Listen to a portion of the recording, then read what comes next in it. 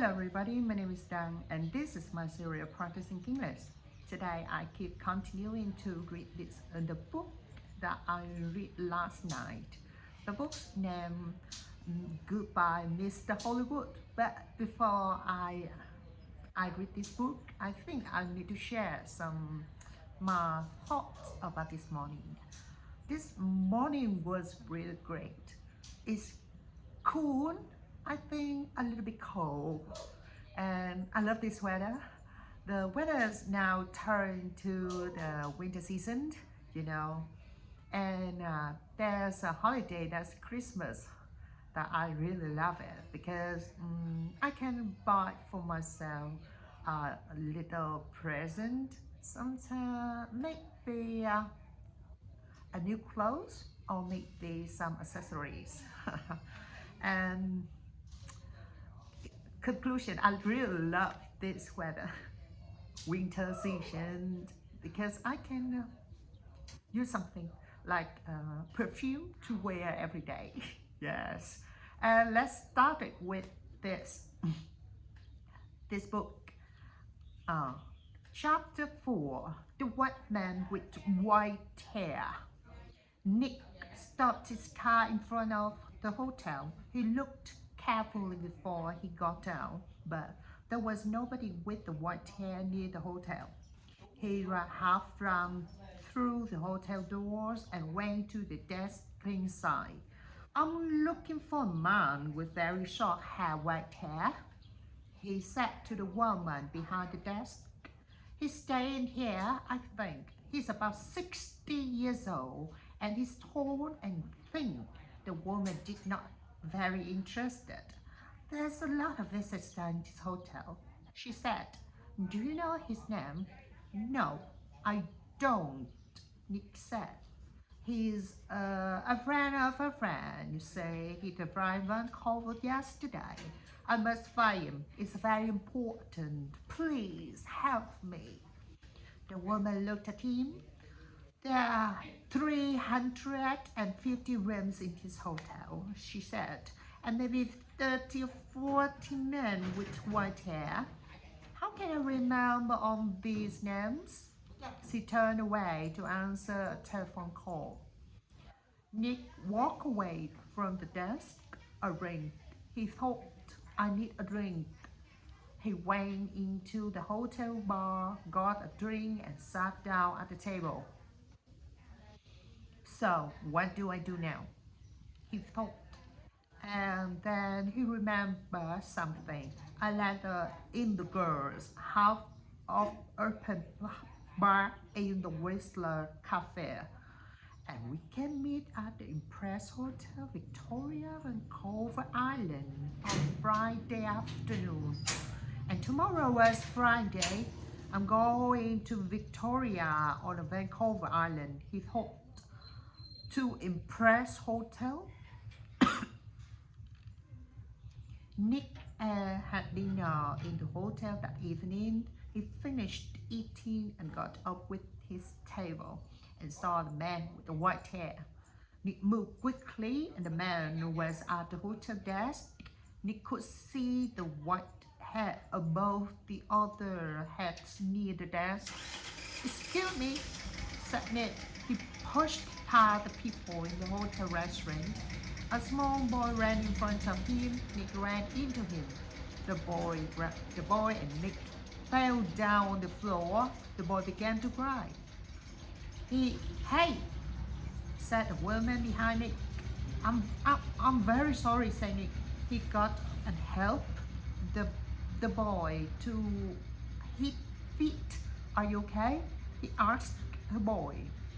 "Be more careful next time," said the woman. Nick moved away quickly, but when he looked back at the hotel desk, he couldn't see the man with white hair. He pushed through the crowd of people. "That man," he shouted at the woman behind the desk. "That man with short white hair, where did he go?" The woman looked at it. "Mr. Vickers," she said. "I don't know." "Vickers, is that his name?" said Nick. "What's his room number?" I'm sorry, I can't tell you that, the woman said. But I need to, began Nick. The woman turns away to answer the telephone. After a second or two, Nick went upstairs to his room. Vickers, he thought. Does McHush know Mr. Vickers? I need some answers, and I need them quickly. Chapter 5, Vancouver Island.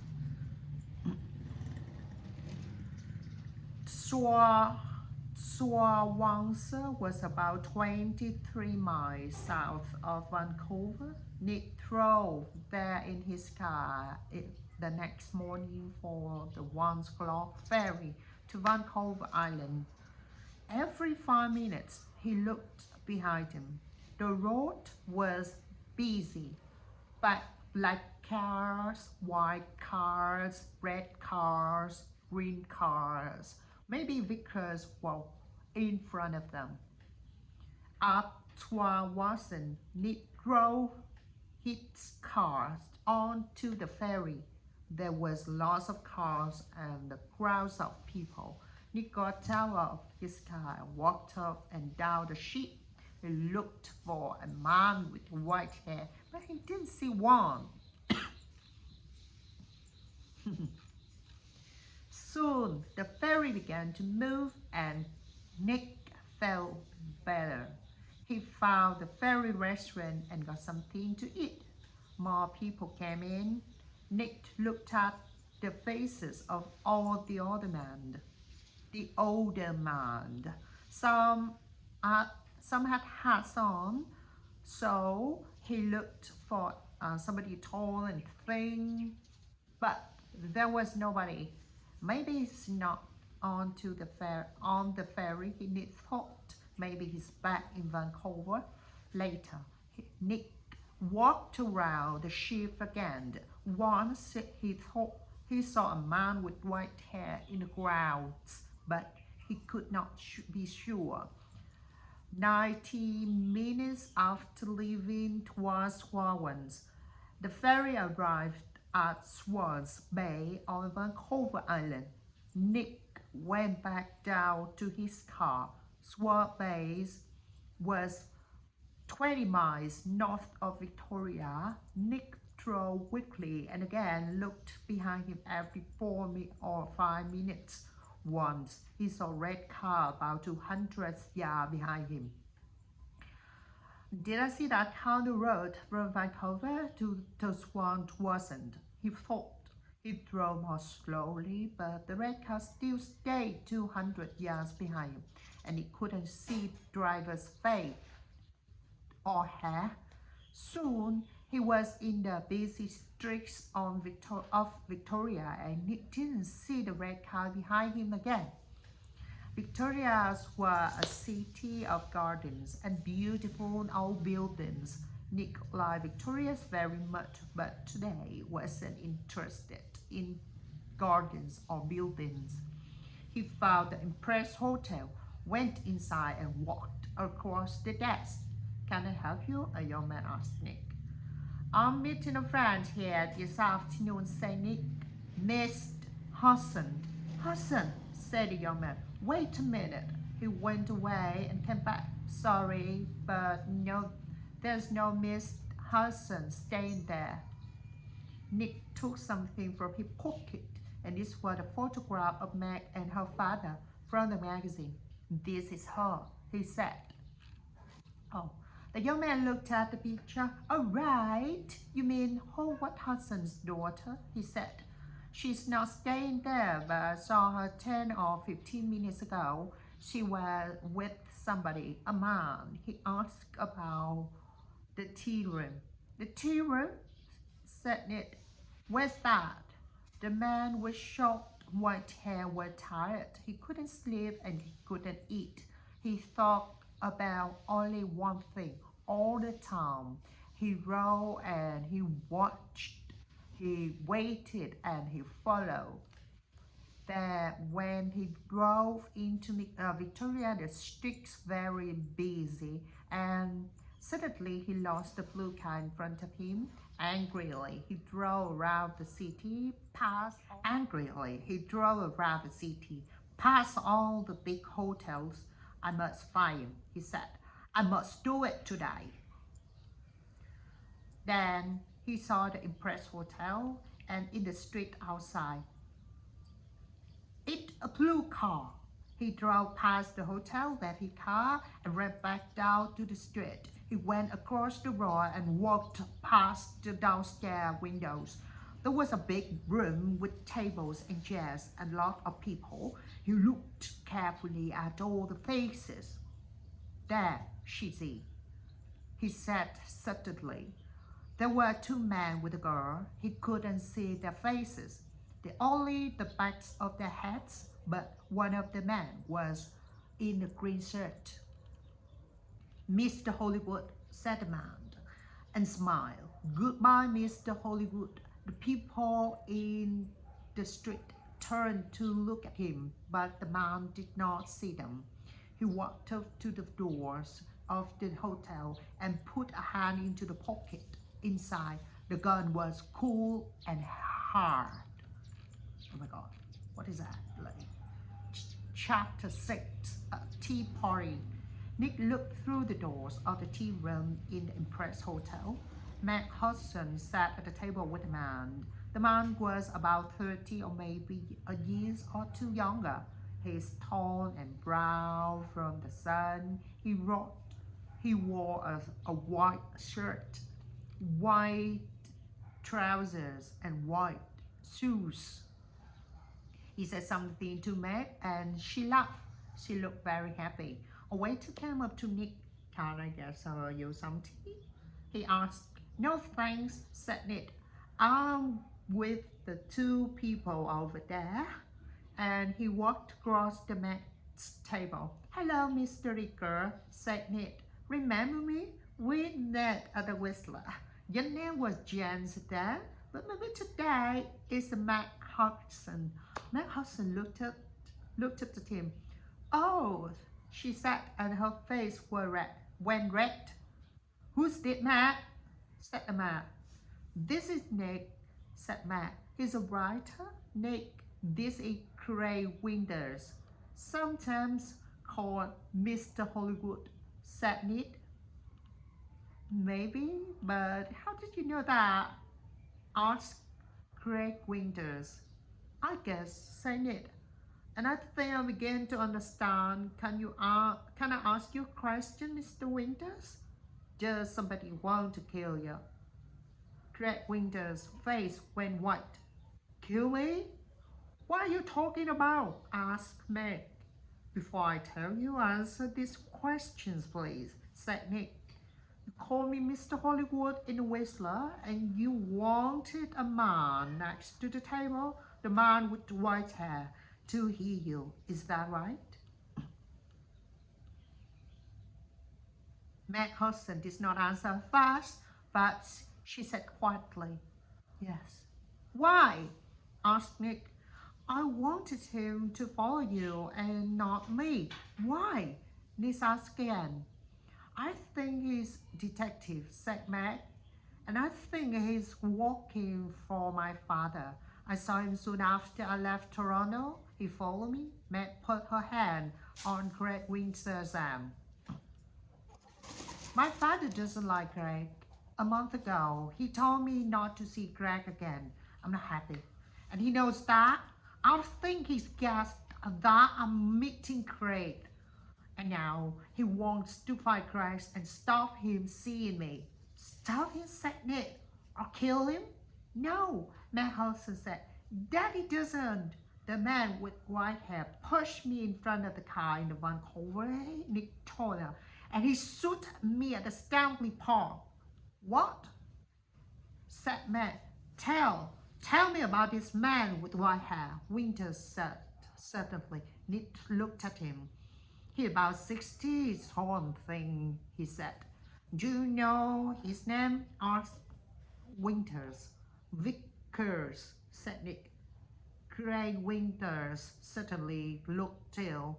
Did he follow you to Victoria? Did he follow you here? I don't know, said Nick. What, Winters? You're afraid of him? Why? Why does this man Vickers want to kill you, Winters? Before Greg Winters could answer, Meg's face went white. Oh no, she said. Look over there by the door. Nick and Greg Winters turned to look. At the door of the tea room stood the man with the white hair. He looked up and down the room. Then he sat down and began to walk across their table. His hand was in his pocket. For a second or two or three people at the table did not move. The Greg Winters jumped to his feet. That's Mr. Hollywood, he screamed. That's man there, and he pointed at Nick. The man's hand came out of his pocket with a gun. This is for Anna, he shouted. Oh my God, this is for Anna. Nick moved very fast. The tea table went over and Nick was down on the floor in a second. The shot went over his head. Oh my God. And Meg screamed. At the same time, Greg Winters shouted out and put a hand on his arm. And there was blood on his white shirt. The more people began to scream, and two waiters pulled the man with white hair down on the floor. Get the police, somebody shouted. Chapter 7. At the police station, it was 7:30 p.m. Nick and Matt were in the room at the police station.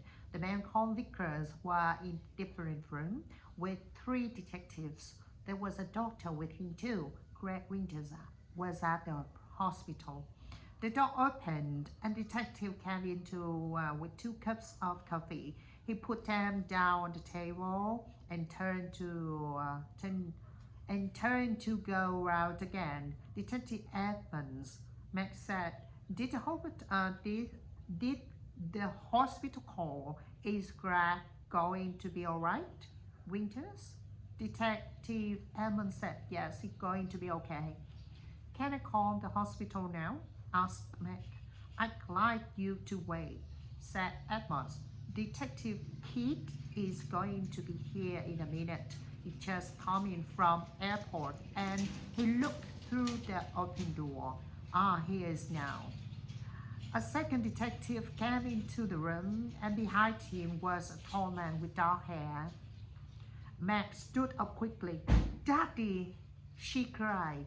What are you doing here? A police called me, said Howard Hudson, and I flew here at once. Detective Keith, meet me at the airport. Now sit down, man. I want you to listen to me. He did not look at me. Meg sat down and her father took her hands. Meg, last week, Johnny Vickers came to my house. He wanted to talk about his daughter. You remember Anna, Meg? 3 months ago, she jumped off the bridge, Boston and I. She was young, beautiful, and rich, and she didn't want to leave. Why? Because she loved the man, and the man took her money, ran away, and left her. And the man was called. No, said Meg. No. Yes, Meg. Yes. He called Mr. Hollywood. No, shouted Meg. She began to cry. That's right, Miss Hudson, said Detective Keith quietly. To you, he gave the name Greg Winters when Anna Vickers knew him. He was called Windsor, but he liked all his girlfriends to call him Mr. Hollywood. He took nearly $50,000 from Anna Vickers, and there was a girl before that. No, it's not true, Meg shouted. Is it true, Meg? Said her father. Windsor gets all his money from rich man's daughter. Johnny Vickers loved his daughter. He went to his house in Boston after she died. He read her letters and learned about the money and the name Mr. Hollywood. And when he came to my house, I told him about you, man. I said, my daughter's got a new boyfriend. And she calls him Mr. Hollywood. I don't like him, but I can't stop her. She's going away to meet him next week. I think, what can I do? Johnny puts his hand on his arm and he said, don't be afraid of your daughter. I'm going to find that man and stop him. Meg said nothing. Her face was very white. For a minute too, nobody spoke. The detective, I must say, Vickers told up all about it. Miss Hudson, he followed you to Whistler and saw you with. Nick began to understand. With me in the cafe, and Matt called me Mr. Hollywood. Howard Hudson looked at Nick. You travel writer, you are the travel writer guy, right? Howard Hudson looked at Nick. Nick Locks, said Nick. Vickers nearly killed me. He shot me twice, but Howard was not interested in Nick. He looked at his daughter again. How much money did you give him, Meg? He said. I gave him to $25,000, said Meg. Only 2 or 3 months, he said. Then he began to cry again. Well, you can say goodbye to that money, said Hudson angrily. What's going to happen to Vickers? Nick said to Detective Edmonds. Hospital, I think, said Edmonds. Okay, he shot at you and about 50 people saw him, but he's not a well man. The doctors are going to put him away in hospital. Howard Hudson stood up. Okay, Matt, I'm going to take you home. My plan is waiting at the airport. Matt followed his father to the door. Then she remembered Nick and turned. I'm sorry, she said. I got you into all this. I called you Mr. Hollywood. That was wrong, but I didn't know. It's okay, said Nick. You know everything now, and it's better to learn it now, not later. $50,000 later. I'm sorry, I got you into all this. I got you into all this. Chapter 8. A Nice Smile. Nick took evening ferry back to Vancouver. He was tired and hungry. He went down to get some dinner in ferry restaurant. The restaurant was busy and there's only one free table. Nick sat down quickly and began to eat. I must get back to work tomorrow, he thought, and forget about millionaire's daughter and the man with guns. Excuse me, somebody said. Can I sit with you? What? Nick looked up. There was a pretty girl next to his table. He got up. It's okay, he said. You can have this table. I don't want it. He began to move away. Please don't go. The girl said, stay and finish your dinner. She smiled at him. It was a nice smile, but Nick knew all about nice smiles. I'm not hungry, he said, and he walked quickly out of the restaurant. Oh my God.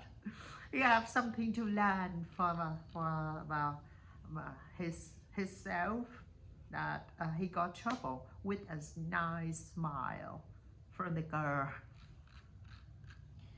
And I think, oh, this is the end of this book. Yeah, finished. Finally, I can finish the book in maybe today, the evening, and this morning. Yes, finally, I can finish a book with my recorder. Thank you for listening. Bye. Until next time. See you.